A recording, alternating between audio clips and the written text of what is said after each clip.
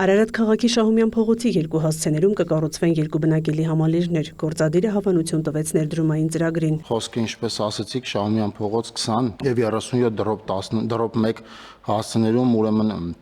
համայնքային սեփականության գույք տրամադրելու մասին է։ Գույքը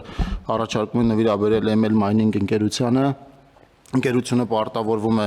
այնտեղ բնակարաններ կառուցել մինչև 2030 թվականը։ 48 բնակարան կտրամադրվի համայնքին, որպեսզի կարողանան բնակարանները հատկացնել բնակիչներին, որոնք ժամանակին այդ շենքերում օրդեր են ունեցել։ Բացի դրանից նաև մոտ 686 քառակուսի մակերեսով հասարակական տարածք էլ կտրամադրվի համայնքին գրադարան կառուցելու համար։ Շուտով մենք ավելի ու ավելի շատ քաղաքաշինական ակտիվություն կնկատենք մեր մարզկենտրոններում, այդ թվում, որովհետև եկամտային հարկի հիպոթեկային վարկերի նկատմամբ գործող կառավարության աջակցությունը կշարունակի գործել հատկապես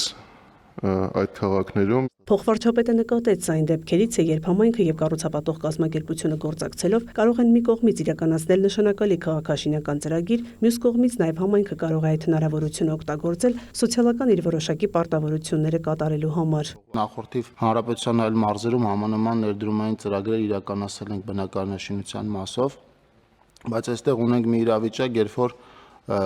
խորհրդային միության ժամանակ այս տարածքները կառուցապատված են եղել։ Բնակիչները օրդերի դիմաց հրաժարվել են իրենց կառուցապատման իրավունքից եւ այդ տարածքում իրենց գոյություն ունեցող գույքը քանդվել է, տեղը կառուցվել է կիսակառույց, որը տենց կիսակառույց էլ մնացել է։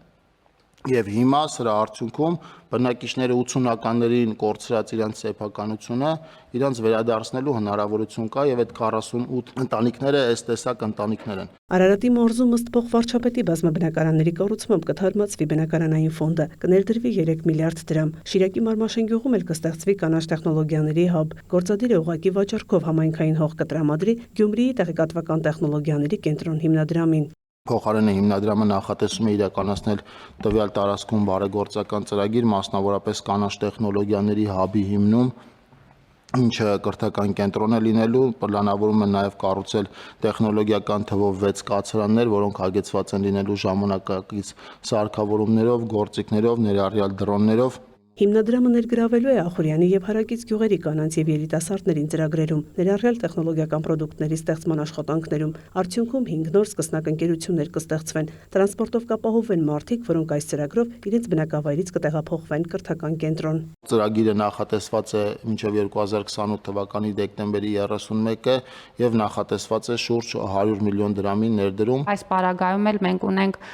հետաքրքիր համագործակցության փորձ եւ կարեւորում եմ, որ ծրագիրը հասանելի է լինելու սկսած ավագ դասարանների աշակերտներից, այն ուղղությունները, որոնք ընդգրկված են այս ծրագրի մեջ, մասնավորապես արհեստական բանականության, ինժեներական կրթության, հնարավորություն են տալու նաև այս ծրագրի միջոցով ուժեղացնել դպրոցը, որովհետև այս ոչ ֆորմալ կրթության բովանդակությունը գալու է աջակցելու դպրոցական ծրագրերի իրականացմանը։ Ներդրվող նոր կարգավորմամբ Հայաստանում հնարավոր կլինի առանց նոտարի այցելելու եւ լիազորագրերի ձևակերպման ձեռք բերել բնակարան նորակառույց շենքում։ Նշվեց, որ կադաստրի կոմիտեի էլեկտրոնային համակարգում կինտեգրվի ձևանմուշ, որը թույլ կտա, որպեսզի հիպոթեկի առկայության պարագայում գնորդը, վաճառողը եւ բանկը հեռավար էլեկտրոնային համակարգի մեջ կնքեն վավերացնեն այն պայմանագիրը, որը հիմք կդառնա իրավունքի պետական գրանցման համար։ Եվ սեփականատիրոջից, այսինքն կառուցապատողից, սեփականության իրավունքը կփոխանցի հիպոթեկային վարկավորմամբ ձեռք բերողին, որ կարող է այս պայմանագիրը վավերացնել թե Հայաստանում, թե Հայաստանի սահմաններից դուրս։ Ավելի ենք պարզեցնում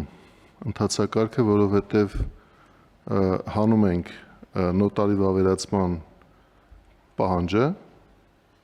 եւ երկրորդ, որ մենք ավելի շատ ենք վստահում թվային կամ թվայնացման միջավայրում կիրառվող տեխնոլոգիաներին։ Քննարկվող հաջորդ նախագիծը վերաբերում է արտահանման գործընթացների դյուրացմանը։ Նախատեսվում է ստեղծել կայանատեղիների գործունեության իրավական հիմքեր եւ մասնավորին այդ ենթակառուցվածքներում ներդրումների հնարավորություն տալ։ Ըստ ՊԵԿ ղեկավարի նախագիծը հրապարակային առաջարկ է մասնավորին մաքսային անցակետերի հարակից տարածքներում ստեղծել կայանատեղիներ, քաղաքակիրթ պայմաններում սպասարկել արտահանում իրականացնող բեռնատարները։ Մաքսային սահմանով ապրանքների մեկնման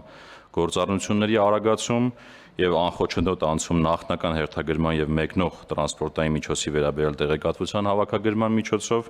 երկրորդը պետական սահմանի անցման կետերում տրանսպորտային միջոցների կուտակումների բացառում։ Կուտակային կայանատեղիներ կստեղծվեն Բագրատաշենի եւ Ագարակի հարակից տարածքներում։ Այդ անցակետերով երթևեկող բեռնատարների համար կուտակային կայանատեղի մուտք գործելը պարտադիր կլինի եւ միայն դրանից հետո նրանք կկարողանան շարժվել դեպի մաքսային անցակետ։ Հերթերի կառավարման համակարգը նաեւ ինքը թափանցիկ է լինելու, հասանելի բոլորին, կայքի տրամաբանությամբ տեսնելու են մարդիկ, թե կայանատեղիներում ինչպիսի զբաղվածություն կա եւ յուրաքանչյուր կայանատեղին ինչ գին է առաջարկում, ընդ որում որպեսզի հստակ լինի գնի համար առավելագույն չափ է սահմանվում, խոսքը 5000 դրամի մասին է, այսինքն մինչև 5000 դրամ ցանկացած մասնավոր ներդրող կարող է առաջարկ ներկայացնել այդ պահանջները բավարարելու դեպքում։ Կայանատեղիներից մեկնման դեպքում առաջնահերթություն կտրվի շուտ փչացող բեռներին, կենդանի ձկներին, մսին եւ մսամթերքին, կաթնամթերքին, բանջարեղենին։ Հաջորդը կվերաբերի հատուկ մաքսային ընթացակարգով տեղափոխվող ապրանքներին, այդ թվում միջազգային միջոցառումների համար ուղարկվող ապրանքներին, դիվանագիտական բեռներին եւ դոնորական օգնության ապրանքներին։ Առաջնահերթություն կտրվի նաեւ լիազորված տնտեսական օպերատորներին, բարեխիղճ հարկ վճարողներին։ Մայա Խաչատրյան, լուրեր։